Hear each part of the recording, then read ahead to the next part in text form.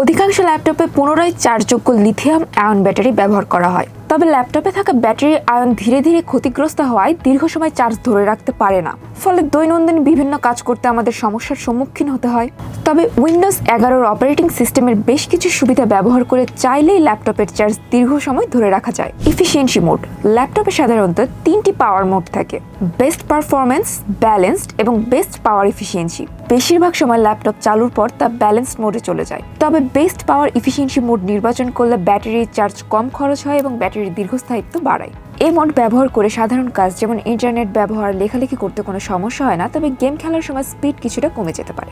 Energy saving. ল্যাপটপের ব্যাটারির আকার ছোট হলে সাধারণত চার্জ খুব কম সময়ে চলে যায়। সাধারণত চার্জ 30%-এ পৌঁছানোর পর অটোমেটিক্যালি এনার্জি সেভার মোড চালু হয়। এই মোডে ল্যাপটপের কিছু ফিচার কম চার্জ খরচ করে, ফলে ব্যাটারি দীর্ঘস্থায়ী হয়।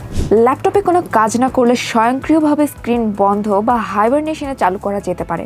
ল্যাপটপের সেটিংসে গিয়ে নির্দিষ্ট সময় নির্ধারণ করে সেই সময় পর ল্যাপটপে কোনো কাজ না করা হলে স্বয়ংক্রিয়ভাবে ল্যাপটপ বন্ধ হয়ে যাবে বা হাইবারনেশনে চলে যাবে। এতে ব্যাটারি কম খরচ হবে এবং চার্জ দীর্ঘস্থায়ী হবে। Auto brightness. অনেক ল্যাপটপে অটো ব্রাইটনেস সুবিধা রয়েছে। এই সুবিধার ফলে আশেপাশের আলোর উজ্জ্বলতা অনুযায়ী স্ক্রিনের ব্রাইটনেস স্বয়ংক্রিয়ভাবে নিয়ন্ত্রিত হয়। অটো ব্রাইটনেস চালু রাখলে স্ক্রিনের উজ্জ্বলতা প্রয়োজন অনুযায়ী কমে যাওয়ায় ব্যাটারির চার্জ অনেকটা কম খরচ হয়। Sleep mode. ল্যাপটপের উপরের অংশ বা লিড বন্ধ করলে ল্যাপটপের স্বয়ংক্রিয়ভাবে স্লিপ মোড চালু করা যেতে পারে। এই সুবিধা চালু থাকলে লিড বন্ধ করার সাথে সাথে ল্যাপটপ অটোমেটিক্যালি স্লিপ মোডে চলে যাবে, আবার লিড খুললে ল্যাপটপ স্বয়ংক্রিয়ভাবে চালু হয়ে যাবে।